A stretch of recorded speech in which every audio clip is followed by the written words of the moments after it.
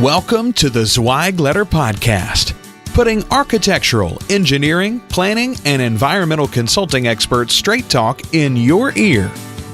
These podcasts deliver great interviews with industry leaders and Zweig Group's 3 decades of invaluable research, leadership, management, marketing, client, and HR advice directly to you, free of charge. The Zweig Letter Podcasts let you develop personally and professionally, wherever you are.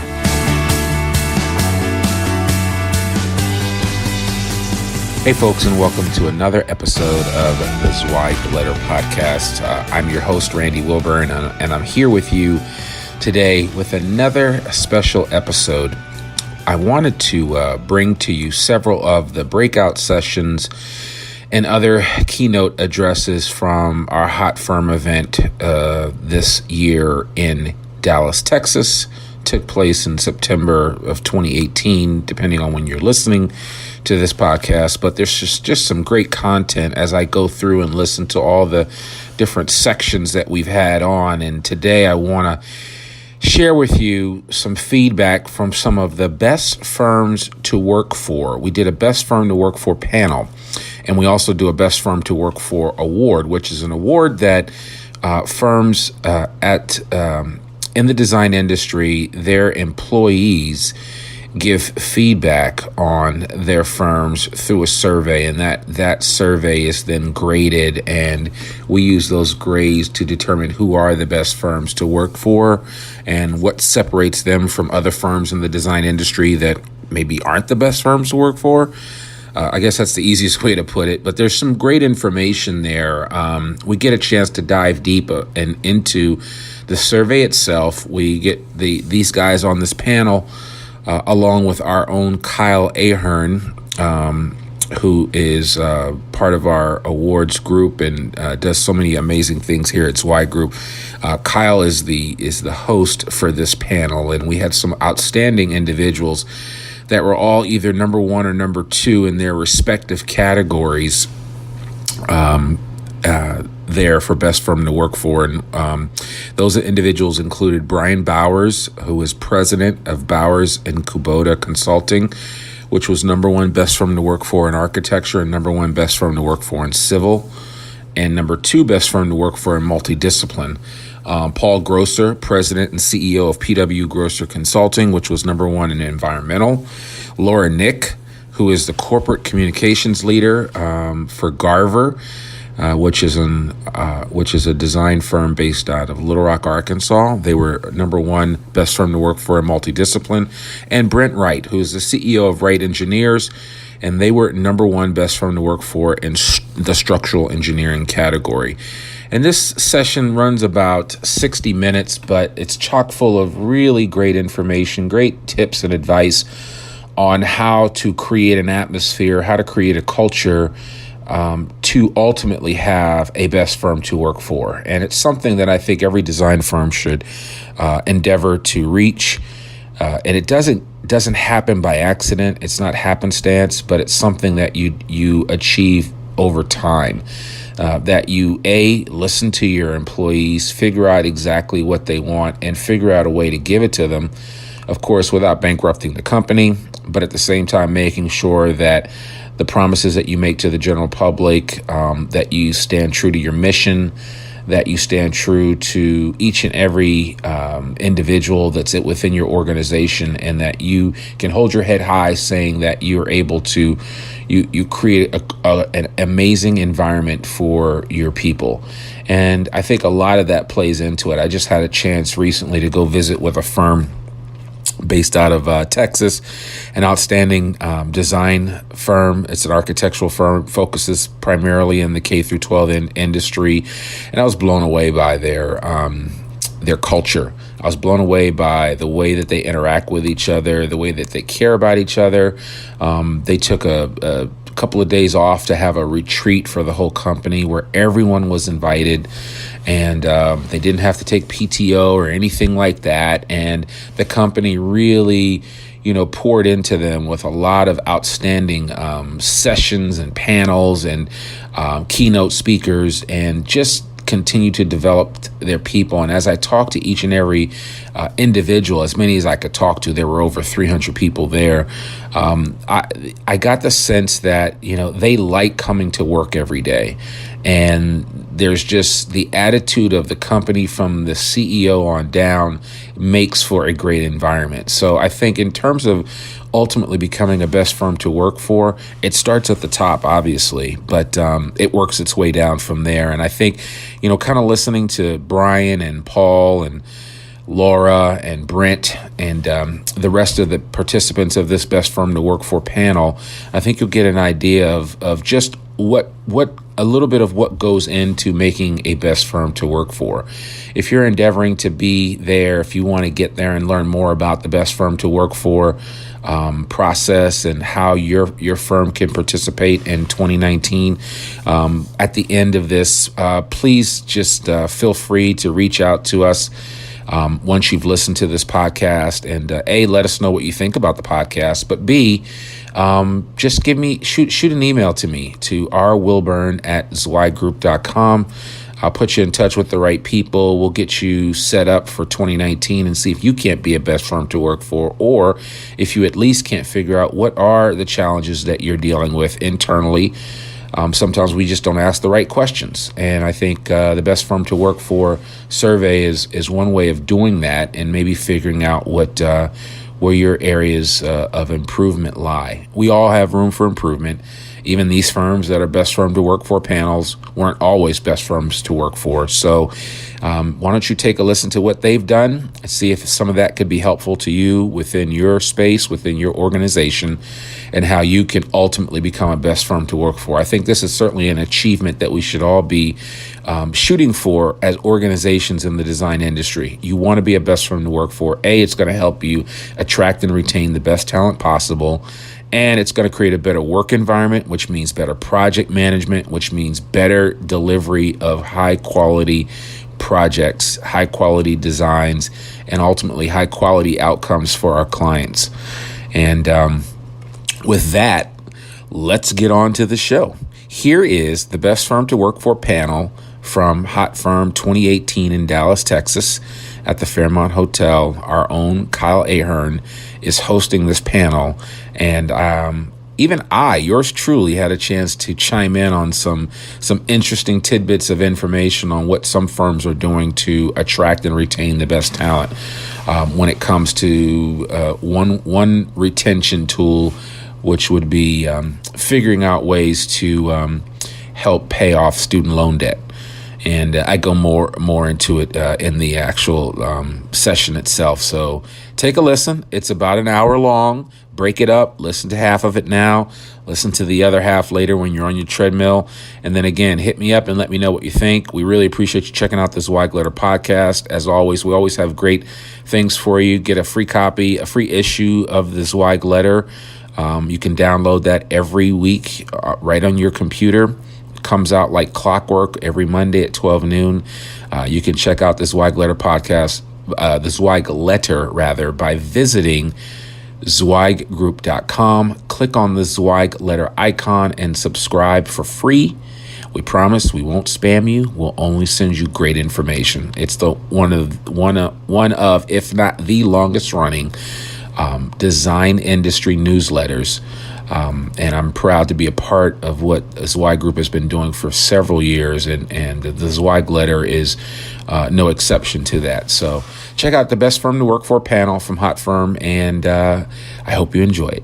So welcome to the Best Firms to Work For panel. My name is Kyle Ahern. I'm the awards manager at Zweig Group. If you have participated in any of our awards, I'm sure I've harassed you a little bit.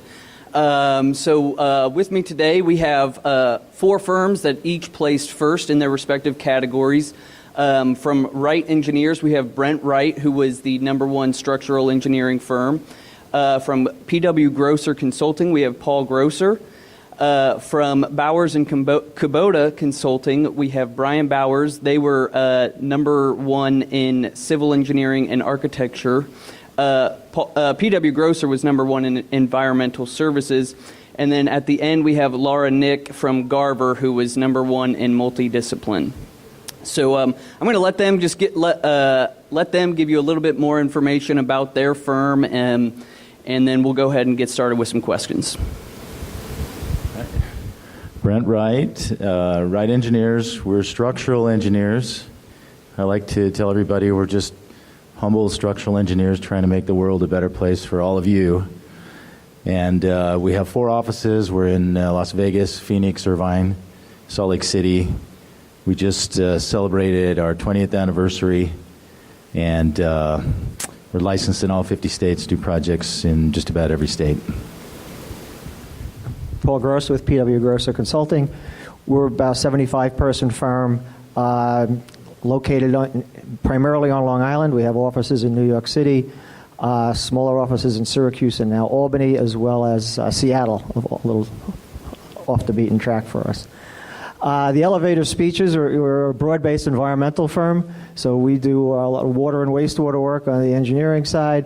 We do phase 1, phase 2 site investigations, Superfund sites, brownfields redevelopment.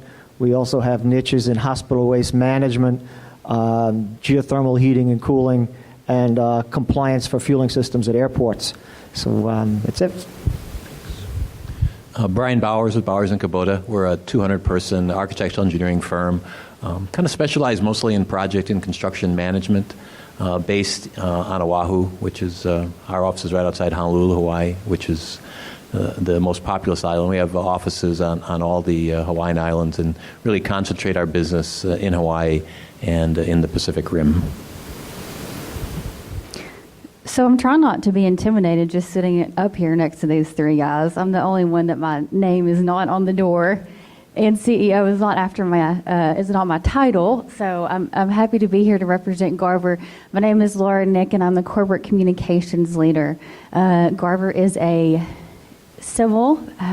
I want to say we're 99. That's my biggest selling point right now. Is we're turning 100 next year.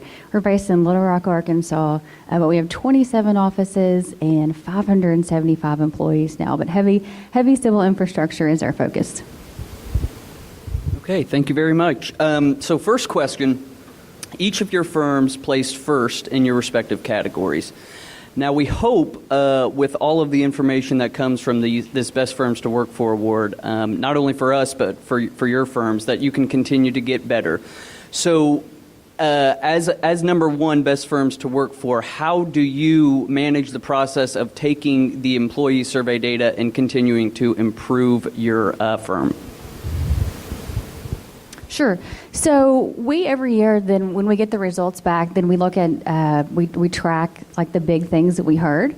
Last year was really the first year that something popped up that we weren't aware of. So we started getting some comments about our employees not being satisfied with our maternity and paternity leave policy, and we never really heard that from our employees before. So that was the thing we started looking at how we could do better last year. We thought it was really just an issue of communication. And then this year, our CEO and CEO went on a town hall tour of all of our offices, and then we heard it again really strongly. Like after the first 3 or 4 of our 27 visits, then our employees were voicing their concern about that policy. And so because we'd already had the Best Firms survey results, then off the bat we said, hey, okay, they've been talking about this really hard for a year. We need to do something about it. And so Dan and Brock, our CEO, immediately said, okay, we're listening, and we're going to come in and make this a better policy. And then our employees said, hey, thank you for doing what you do and listening to our feedback. So I think it's really important that we communicate, yes, we're listening to what you're saying, and here's what we're doing about it. Kind of similar to what Laura said. So we actually, if you compete for the best places to work and you're not purchasing that open response report from Kyle and his people, I'd highly, highly, highly recommend that. Because in that it'll have very detailed answers to all the questions, and the most important ones are or what makes this a best place to firm, or what doesn't make this a best place firm. What one question would you ask the CEO? And when you digest that, and we've done this, I think this is our 8th year. We've competed for this award, and we've been honored to do fairly well in it.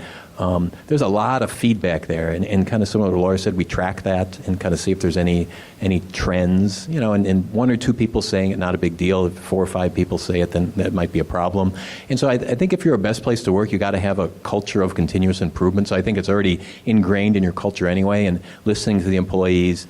And then we hold twice a year meetings. In addition to this, we also compete for the best places to work in Hawaii, which is a little different survey, but the good thing is they're exactly 6 months apart. So we have 2 data points every year. They ask slightly different questions, but both run by the same firm, and it's similar criteria. 75% is really what the employees say that make you a best place to work firm, and then 25 from what the company's policies are. So we back brief the employees, say, here's what we heard, and then even if there's something ridiculous, like we always get the term, let's have a nap room. Well, we ain't gonna have a frickin' nap room, but at least you tell them that. And so you're listening to, like Laura said, you're listening to them, and you report back, and with a reason. And so I think they just want to be heard. And then if it's a good idea, then we'll go and implement it. So I think that whole idea of a continuous improvement culture is something that you want ingrained in your company. I think I'll play off Brian's comments on the continuous improvement. I think that's probably why we're all sitting up here. We're always looking to improve the employee experience, really. We're in the process right now of reviewing our health care, and we pay for 100% health care, whether it's single family or whatever. And we're trying, it's a lot of money, and we're trying to save some. I think we're going to achieve it and still maintain the employee experience, and they'll get complete health coverage on our dime, but we're just changing a little different system, and we're taking a little more risk with the insurance rather than the insurance company, but we think we can save a lot of money because we have a pretty young and healthy group. So that's the kind of thing that we look at. We try and look at it from the employee's point of view. The other aspect we always score very highly on is just integrity and truthfulness, so that they feel they're working for a firm that's telling them the truth and working with clients who are truthful clients and clients you really want to work for. We talk about improving the quality of our clients all the time. So those kind of things. So we're always kind of looking from their point of view as well as ours, and trying to help them feel comfortable. I would definitely agree. If you don't get the survey results, you should get it. Very helpful. I think every firm that's trying to be a good firm probably is going to get mostly positive feedback, but it's those small things that the small comments, not the nap room, but other comments that can really be helpful to maybe make a little improvement. Some of our feedback that we saw we had areas to improve was on communication. So we implemented better, more formal one-to-ones where every employee has a mentor that they can meet with regularly. And, one was about maybe some paid time off for maternity and paternity leave. So we looked into that and realized that was something that maybe we were behind the curve on. So there seems to always be something that you can add, and that report is a great way to find that. And then on top of that, you can only throw so many benefits and perks at your employees if you're not making money. So along with, I guess, nap rooms or whatever, if that's what somebody really wants, and adding great benefits, you got to make sure that you're bringing in the projects that will allow you to grow and be profitable and keep your employees interested and engaged and excited. Yeah, I think, you all are all number ones, but continuous improvement, I think, has been a trend across the board here. So, and I'd like to just say, if anyone has any questions for any of our panelists, feel free to raise your hand. We'll get you the mic, and you can go ahead and ask them. It's a pretty open forum. So Now moving on, recruitment and retention continues to be the number one issue firms are facing. There's I guess you could call it a talent shortage right now. So what are your firms doing to make sure, one, you're recruiting, and then two, retaining those key employees, making sure that they aren't wanting to go somewhere else? And we'll start with you, Brent. Well, this is a true story. You're probably going to think I made this up, but we hired 3 brand new graduates from schools we weren't recruiting at all. And when they came to, and they were top recruits, and when we talked to them, the reason they found us is because we were listed on the Zweig Best Firms list. So we would never have gotten them any other way. We weren't looking at all in those schools, so, and they've turned out to be fantastic. So right off the bat, if you're looking for new recruits, and each of them told us that they were on Google searching for best firms to work for. That was their criteria. So, and then just one more thing as far as retention. One day, there's an engineer in our office overheard a phone call across the cubicle, and the conversation was something like, "No, I'm not interested. No one else in our firm is interested. We're number one in the nation." So that's a great thing. If you're listed by a reputable list as being a good firm to work for, that goes a long way, both to get new people and to keep your people, because as you all know, everybody's after our people.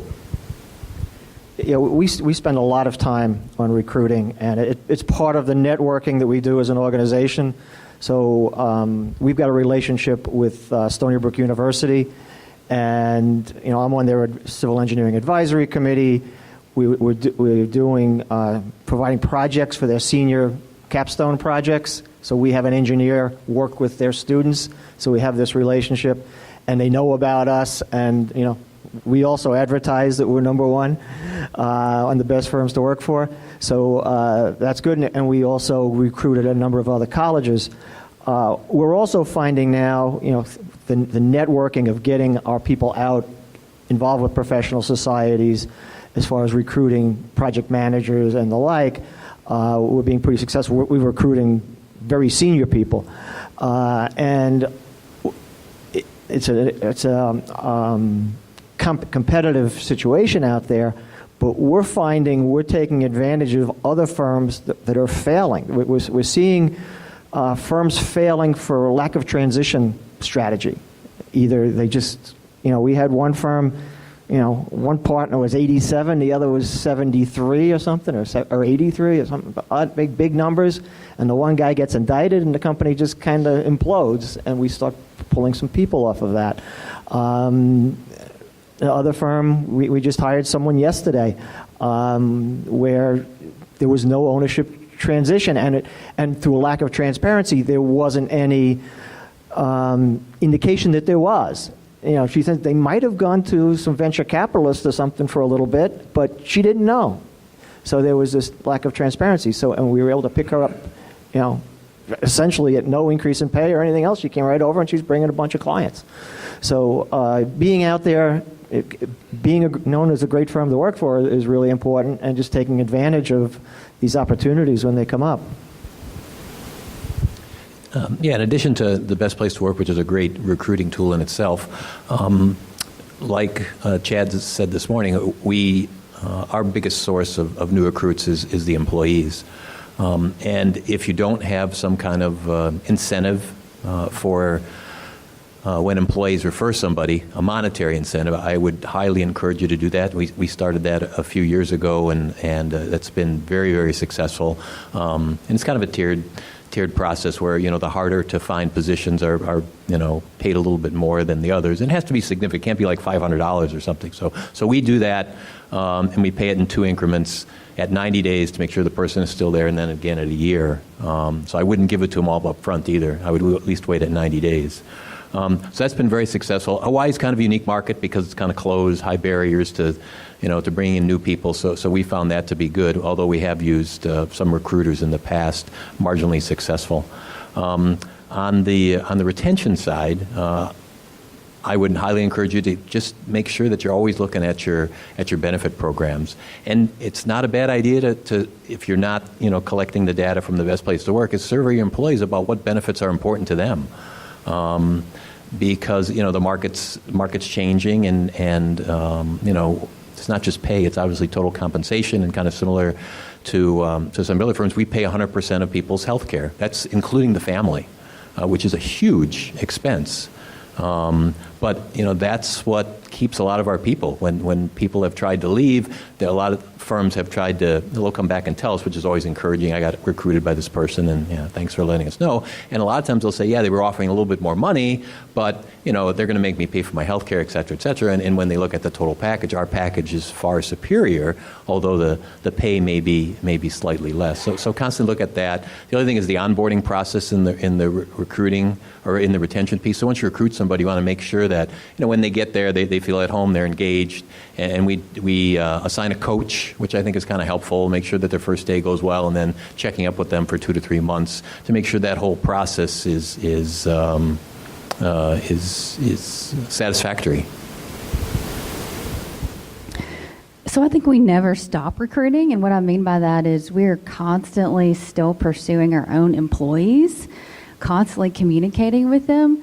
So I came to Garver to start the recruiting program. They were a 225-person firm then, and they had all these great assets. I mean, that's why even Garver showed up in my Google search, because they had all these great assets. But once I got there, I realized they weren't talking about them, and they weren't letting their employees talk about them. So they weren't selling to potential hires as hard as they were selling to potential clients. And so one thing that we did, I think that really helped us in the height of our growth, which I still maybe we're still in, but was lining up our recruitment team and our HR team very, very closely with our communications and marketing team, so that they were all saying the same messages. So whatever we were saying to our employees, we then saw them go out and say to our clients, and our clients would say, oh yeah, well, we heard about your great thing at Garver, we heard about your big annual meeting, heard about your awesome gym, and then they say, oh, you got the happiest employees. Everybody's so happy at Garver. We see what you're doing. And guess what? Then they give us more work. So that's the cycle. So we keep pumping all this investment into our current employees and our potential employees, because then that cycle keeps coming back around to us. And that's the best part of our recruitment and retention tools. Great. Well, I heard a couple of you mention, compensation and benefits packages. So, Brian, I'll start with you on this one. How is your firm making sure that you're staying competitive as far as total compensation, base or pay, as well as benefits? How are you making sure you're competitive with the market? Thank you. Good question.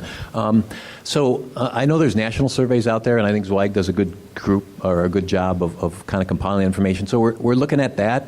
What's more important for us, though, is, once again, because Hawaii is kind of unique, as I'm sure all the other places you work are unique, is the local surveys. And the local chapter in Hawaii of American Consulting Engineers Council does a good job of doing surveys every year. So we're constantly looking at that.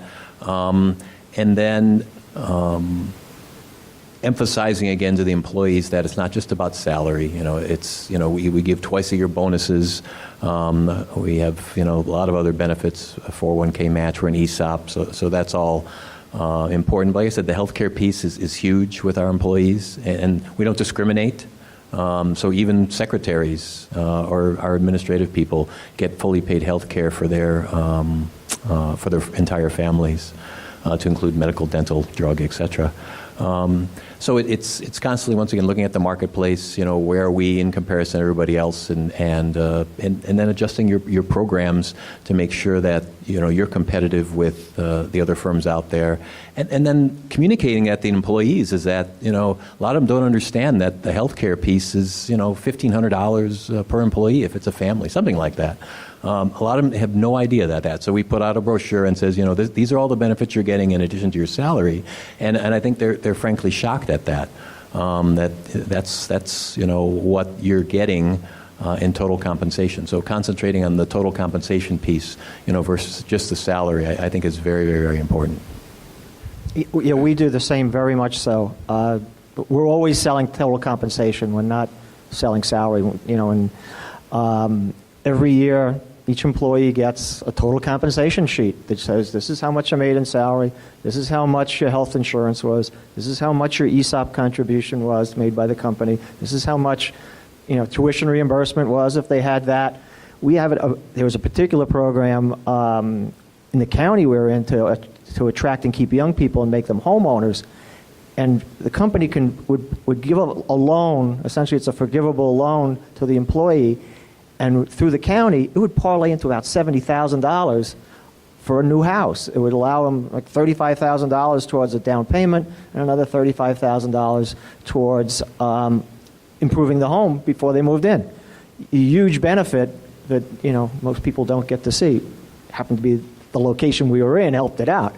But those kind of things, we would put that down there, and when we attract new employees, we don't give them, this is your salary, and it's for 40 hours or whatever. We'll go through, this is your salary, and this is what you'll get for your health insurance, and this is how much the other benefits are and what their value is, so that they can see what they're getting. And we're hiring people for less salary than they're being offered, but when they look at the total compensation package, it's significantly different, and we're much better. And we've had people take pay cuts to come to us, largely for the improved benefits and a nice place to work. We've had people leave firms because they get great big bonuses or great big raises, and then all of a sudden they were asked to do a lot more than they had bargained for, and maybe was pushing the envelope too much for the individuals, and they said, nah, I really shouldn't be doing this. So, like I said, total compensation was where it's all at. Yeah, I wish there was a website you could just go to and it would tell you exactly what to pay somebody. We look at different surveys. There are all kinds of surveys, as you know, and gives us data points. We get more data points when we talk to our employees or when we're trying to recruit. It's an easy way to find out what the market will bear. But I think there's always somebody willing to pay more. So that's why I think it's so important that in addition to educating your employees on their total compensation, there's all the intangibles, a great place to work, a feeling of belonging, security, a feeling that their career is got potential for advancement. Those are all, you can't put a number or a price on those, but those are, I think, really important, and feeling like they're part of something that's bigger and more important than just going to a job and getting a paycheck. So that's, I don't know a magic answer to that. Great points.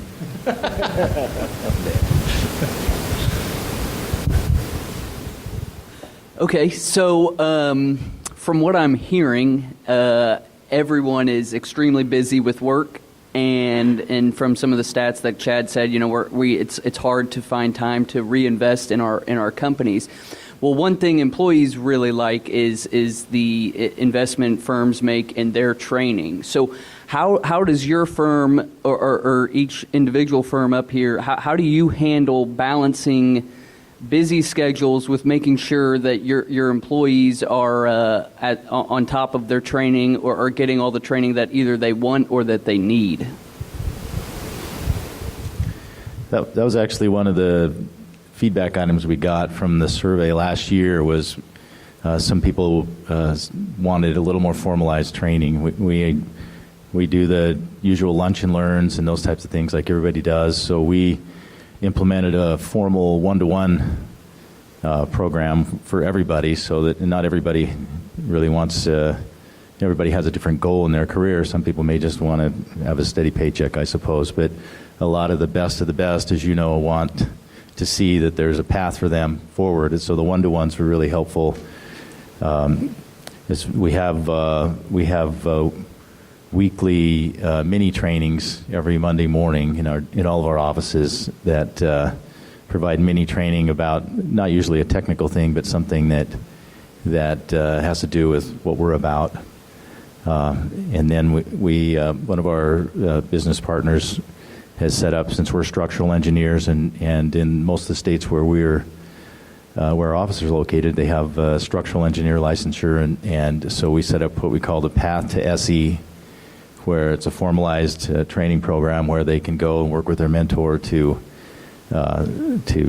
advance towards getting the licensure they want. So. Yeah, training's like communication. There's never enough of it. And we got carried away for the first 6 months of this year. We had a ton of training, and it actually impacted productivity. And we were buying lunch at every training thing, so we were buying lunch for everyone like every day of the week. So the second half of the year, we've kind of cut back a little bit. But lunch and learns, internal training. We have people making presentations on either their projects or different issues that they deal with, so the whole company knows what's going on different things.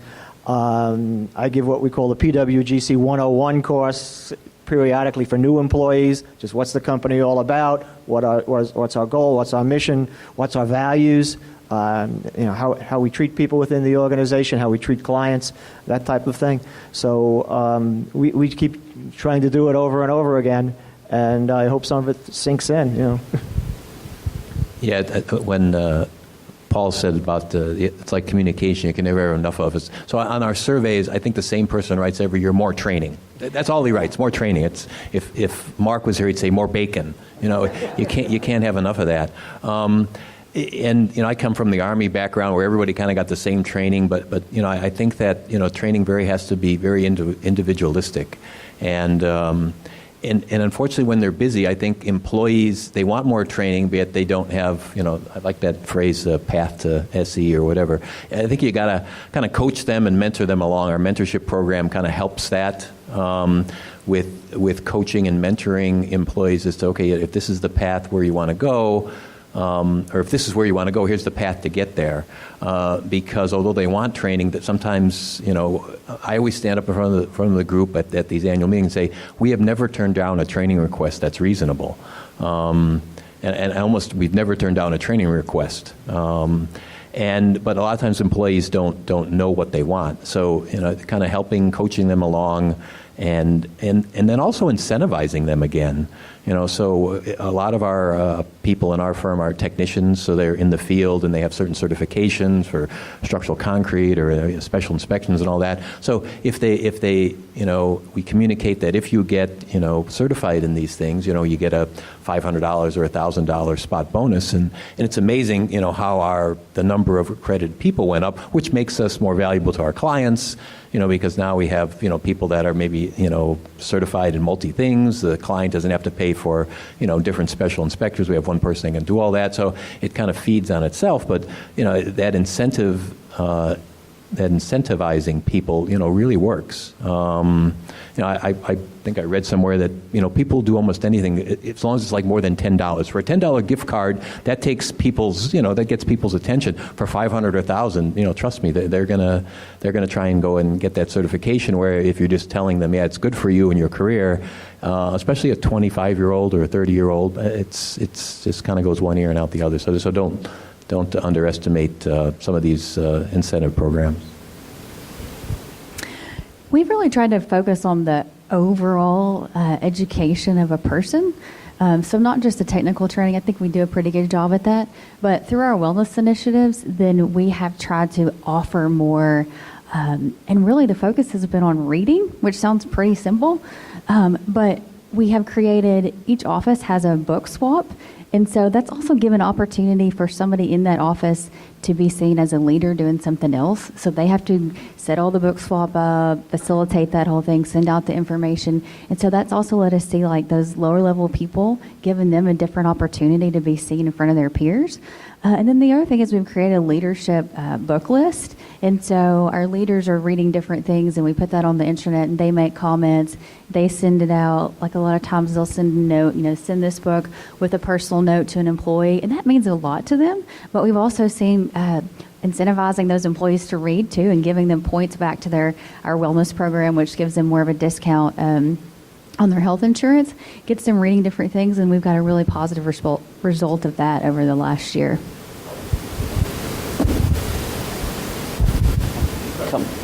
Yes. So we work in an industry that requires extraordinary effort a lot of times, and it also has extraordinary opportunities. But it's not only important to capture the hearts and minds of our team, but also it's important to somehow make a connection with that spouse back home. I'm looking for, and also that will influence a person's willingness to go somewhere else or willingness to not go somewhere else. So I'm just curious about any creative ways you all, it kind of goes in the communications line, really. How do you connect in creative ways with the spouse or show how can the spouse feel like, man, I am so glad that my husband or my wife works there?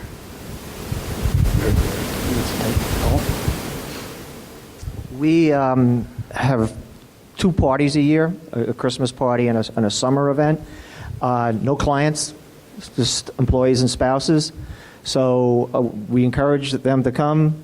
You get to know the names of the spouses, and you get to chat with them about their children, about what they're doing, what their careers are.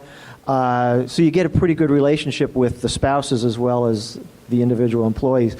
We also have other events during the year that are less organized, but we run as a corporate challenge running race that everyone's been using as like their corporate summer picnic, but so we have people there, and we actually run the race. As far as physically run it, we don't manage it.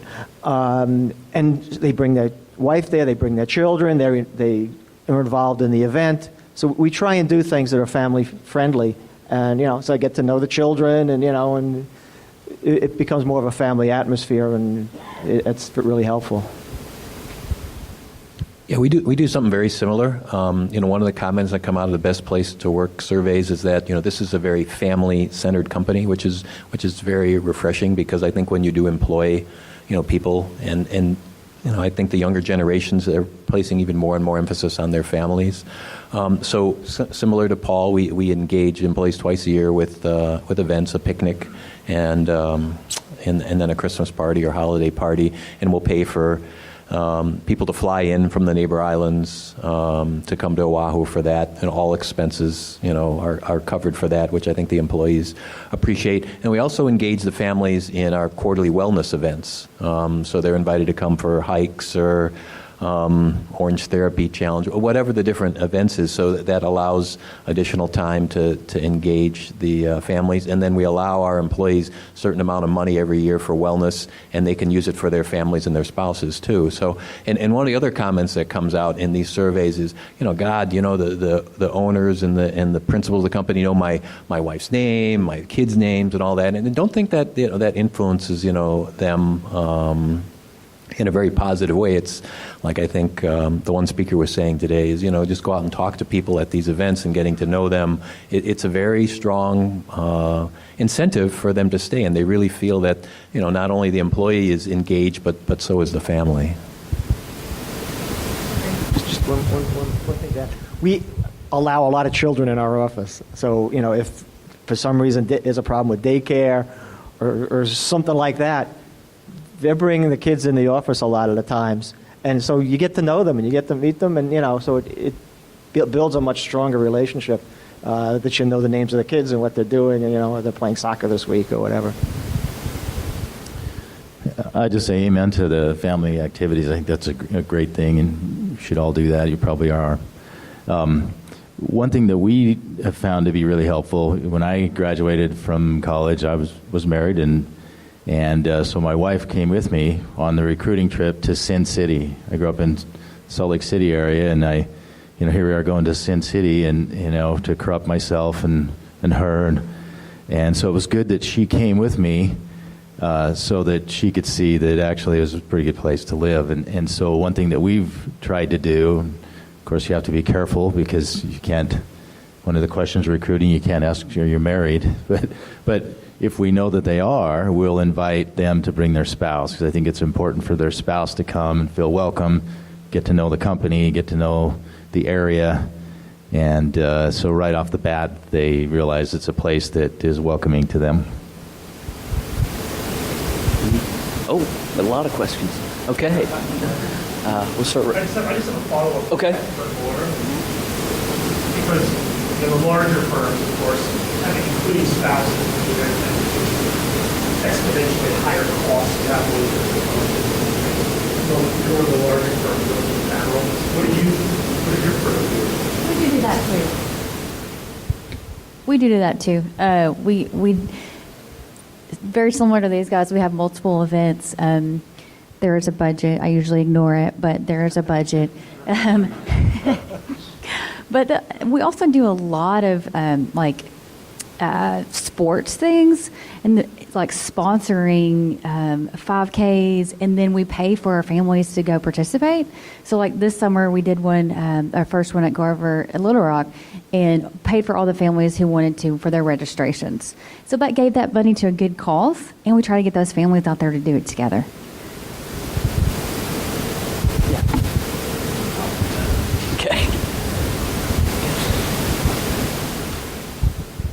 I heard a couple of y'all say that you sort of gauge the benefits that you provide and make adjustments. Do you ever make adjustments down? And specifically, one thing we did, and we still kind of get comments every now and then, although I feel like we did it for the right reasons, is we took away overtime. I didn't like the way it was operating. We took it away. A lot of engineering firms offer overtime. So I guess two questions. One, have you ever taken away a benefit? And how'd that go? And then two, do you guys offer or pay overtime? And then one more thing. This one's simple. A couple of y'all mentioned paternity leave. Can you provide specifics on what you actually provide? Because when we looked through ours wide comments, that was in there 2 or 3 times, and it caught me off guard. I didn't realize it was a thing. Well, I realized maternity leave was, but paternity leave, I didn't realize that was a thing people were expecting, but they are.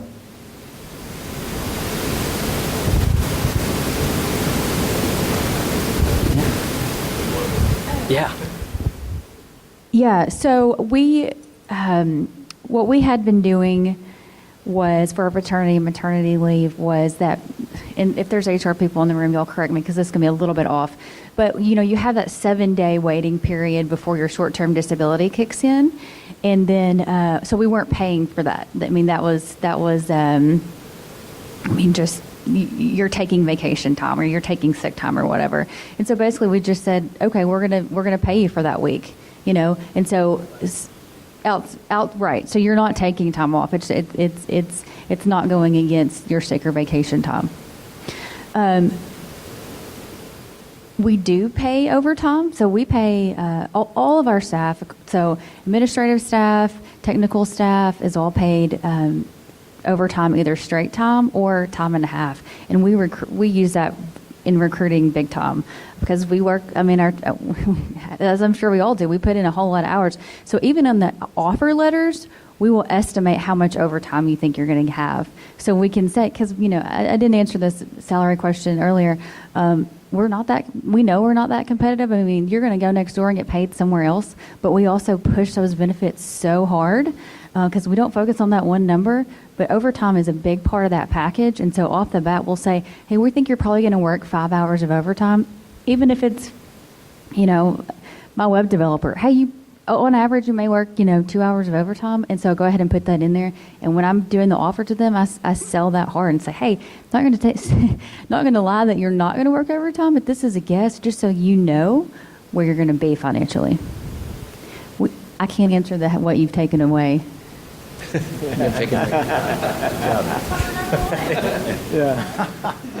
Okay, so I'll try and answer the 3 parts. So on paternity and maternity, Hawaii has a mandatory temporary disability that the employer pays for at least half, and you can make the employee pay for their half. We just pay for the whole thing. But there is the 7-day waiting period, and we haven't waived that, but that's kind of interesting. Maybe I'll go back and look at that. That hasn't really come up as an issue.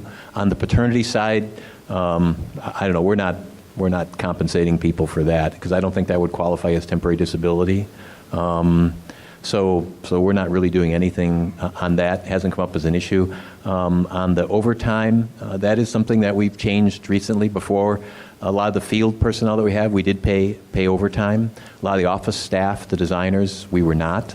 And we changed that in the last year because it was kind of coming up that there was an issue there. We tried to cover it in bonuses and things like that, but it gets really difficult sometimes to remember, what happened 6 months ago. We pay bonuses twice a year. So we kind of changed a little bit on that. And then the only people who really aren't eligible for those would be like principals and senior associates. So the top 2 levels are not. I mean, they're just expected to work the 50, 60 hours a week. And then, with those people, no, well, that's a good question. We kind of did a little bit, but they're probably doing better with the overtime than they were without it before. And that issue has seemed to kind of evaporate now.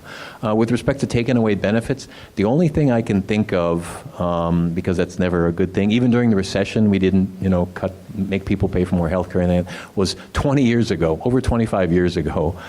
This was soon after I joined the firm. We used to have sick leave and vacation, and I suggested that we just combine the two into PTO, and that was communicated that hey, instead of having 2 weeks vacation, now you really have 3, because a lot of people were accruing a bunch of sick leave, and probably 90% of the people saw that as a positive. Oh, I get another week vacation, and then there was that 10% that said, hey, you're taking away the sick leave, but those were the people that they were probably abusing it anyway.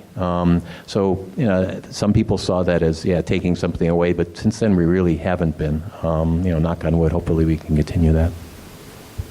Yeah, maternity, paternity, we don't have anything for paternity. You just take your PTO time, and, we obviously understand you should take, we're not going to say, you can't take the time off, but they got to take it out of their PTO.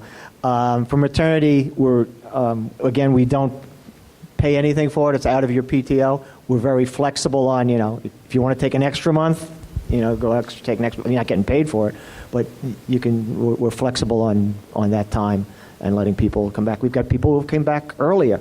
We just had a person who had premature twins, and actually 2 weeks after she gave birth, and one was still in the hospital, she was working for a couple of weeks. And then she decided, well, maybe I should take a little bit of time. So we said, okay, go ahead.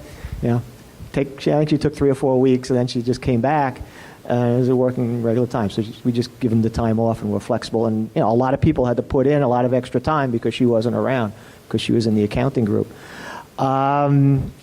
Overtime, our first level people, so anyone right out of school, is essentially we put them on hourly, so they get time and a half for their overtime. Once you get put on salary, if it's billable, we'll pay you straight time. If it's not billable, we don't pay it. We feel if we get paid for it, then you should get paid for it. And the other stuff, the guys on the top, once in a blue moon, you get an hour or two of overtime pay. Other than that, we're working a lot of hours and on our own. So, taking things away, all I can say is, whenever you change anything, in their minds, you're taking something away. So, we would change the health, periodically just to keep within reason. The health insurance would come in at like a 15% increase, and we'd change it a little bit to get it down to 6 or 8. And people would always feel you're still taking it away from them. That's kind of, you got to bite the bullet on that. And they're not going to be happy all the time. Yeah, I think on normal times, I don't know how you could take stuff away without destroying morale or motivation. Our offices were all located in the epicenter of the Great Recession, so to survive, we, besides laying off 80% of our staff, we reduced pay and benefits, but I can't imagine that going well other than that. People that remained were happy to have a job then. I mentioned that we added paternity, or we call it paid family leave, because we realized that we were behind the curve on that. It's not much, and it's not like we have people having babies all the time anyway, but it means a lot to those that do. So it's really a low cost benefit that can mean a lot to some key people if they're having kids. And then what was the last one? Overtime. Oh.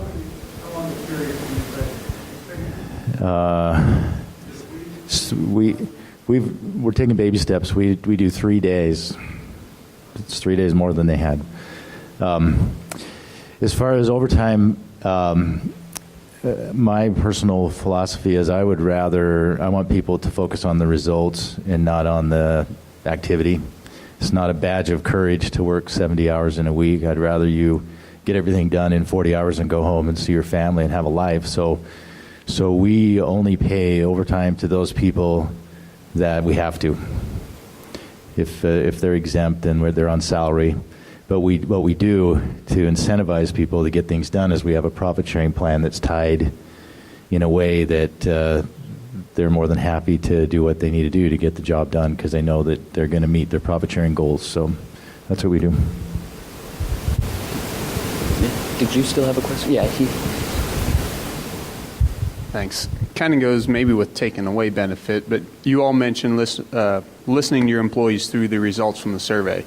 So maybe a different spin of not taking it away, but not adding a benefit that the employees are perceiving as a benefit. Maybe even analyzed it and realized it's not what's best for you as a company.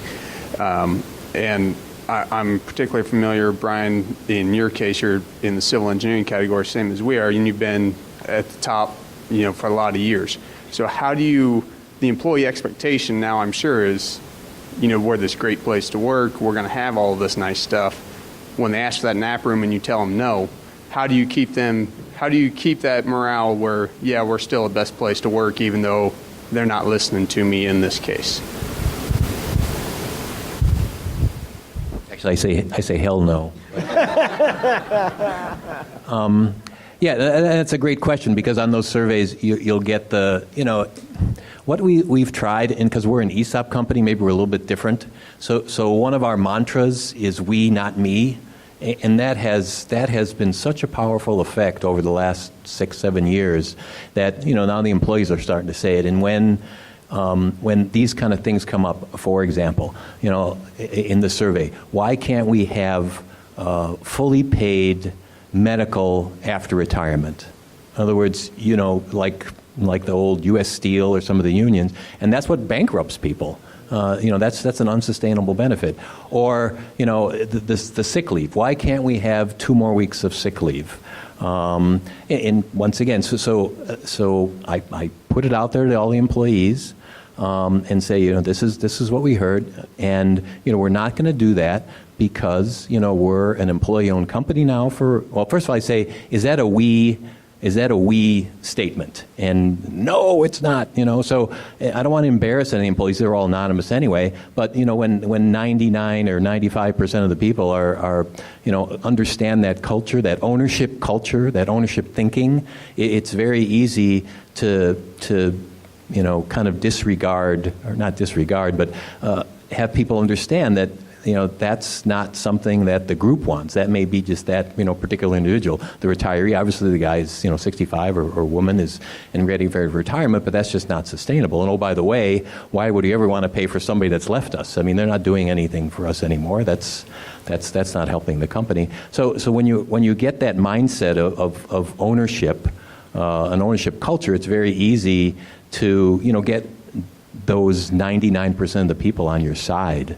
And when you explain, for 2 more weeks of sick leave, okay, well, that's 2 more weeks that you're going to be gone, potentially.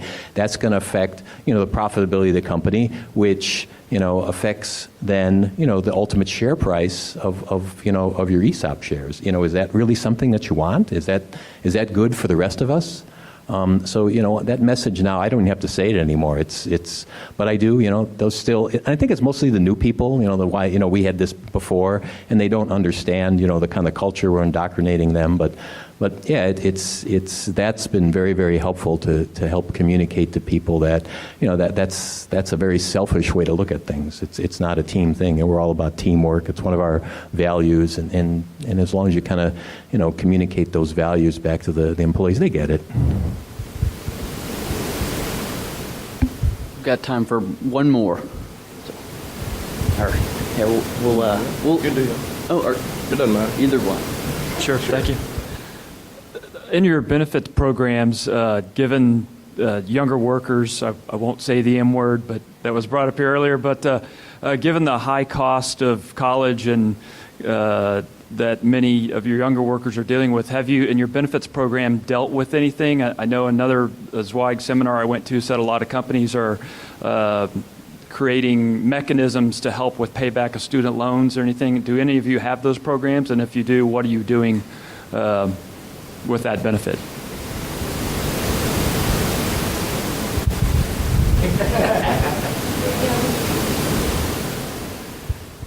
We do have tuition reimbursement. So if you're pursuing something while you're a Garver employee, and we have had probably the last year a small handful, half a dozen of people that were maybe in a technician role and went and pursued their PE.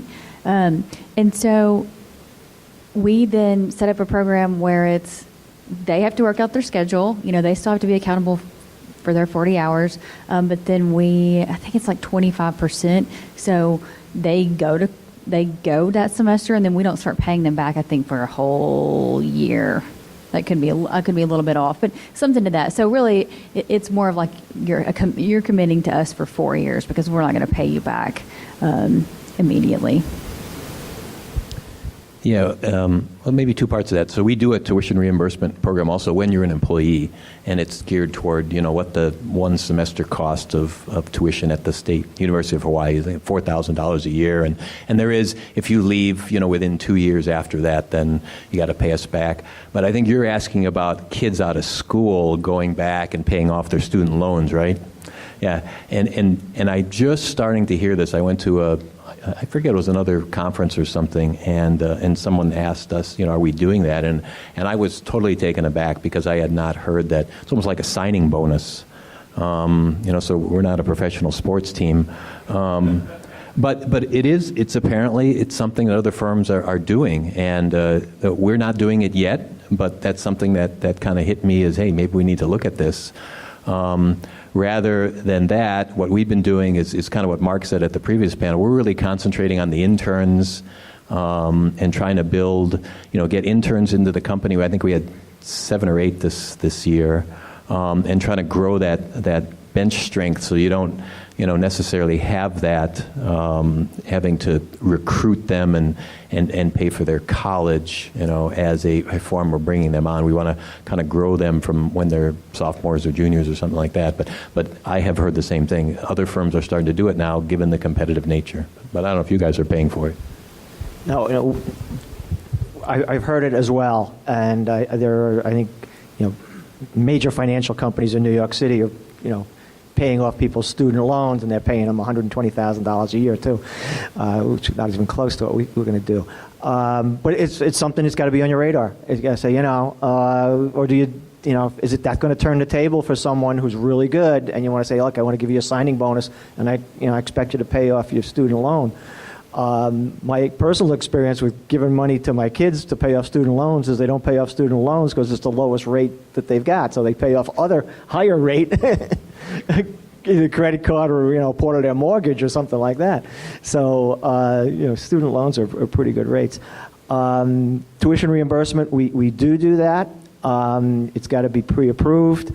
We pay up to, I think it's based upon your grade. So I think if you get an A, you get like 80. We pay up to 80% of it. B is like a 60%, and C is like 40%. And we don't tie it into the local college, so we get killed when someone goes to a private university. Goes to NYU or something like that, where it's huge tuition as opposed to the state school. But that's we bite the bullet on that. We do pay that, and again, so the spring class that they take that's done in May, we won't pay it till Christmas time. So they've got to show that they're going to be around for a while. They're just not going to quit in July after they're just finishing the course, and we paid them off in June. So that's how we do it. No. I hope the world never comes to that. We do sometimes assist somebody who maybe is taking a class at a university that will benefit them and us. But we're an engineering firm, not an education firm, so we'll provide training, but they need to get their education before they come work for us. Out of curiosity, any firms in the audience doing that?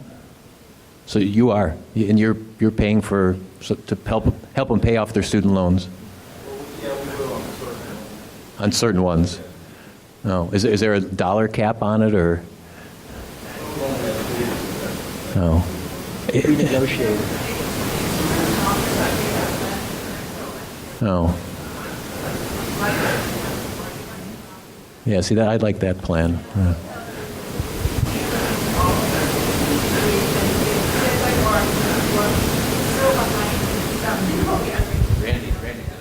Yeah, it is. And you heard what I told you before. So it is changing, and I respect all of you guys. Totally disagree. You got to get on the ball with this because, first of all, number one, average student coming out of school, $35K in debt. It's real, folks. That's why the M word isn't buying homes, because they've got too much student loans. So if you, as an entity, says, hey, you know what? I know this is breaking your back. I'm going to come in and I'm going to help you out. All of a sudden, you become their savior.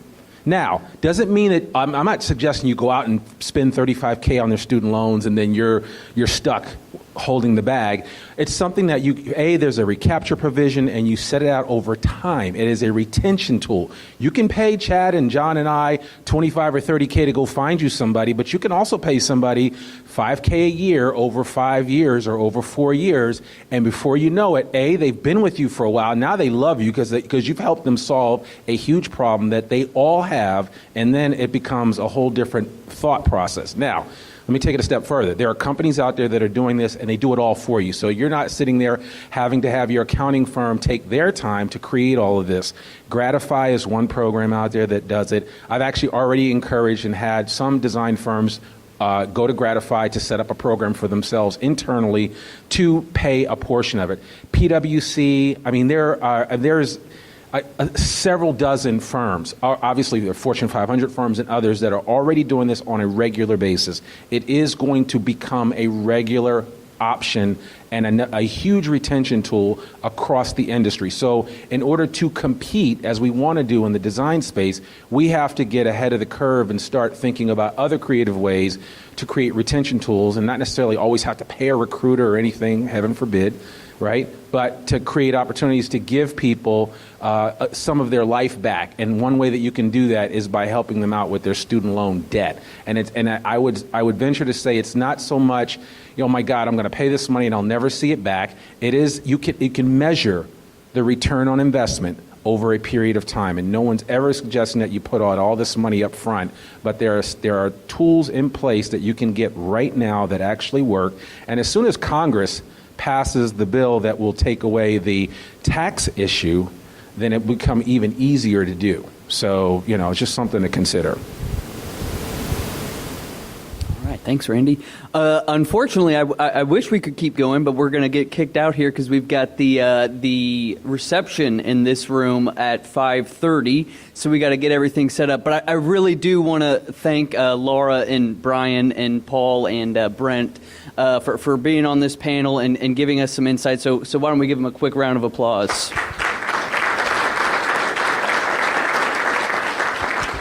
If you have any questions for them, I mean, like I said, we have the reception in here at 5:30. Would love to see everyone here.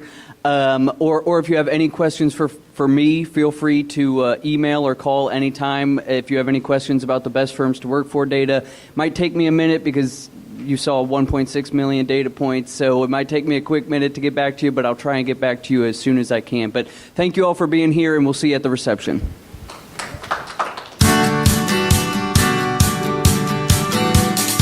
Thanks for tuning in to this Zweig Letter podcast episode.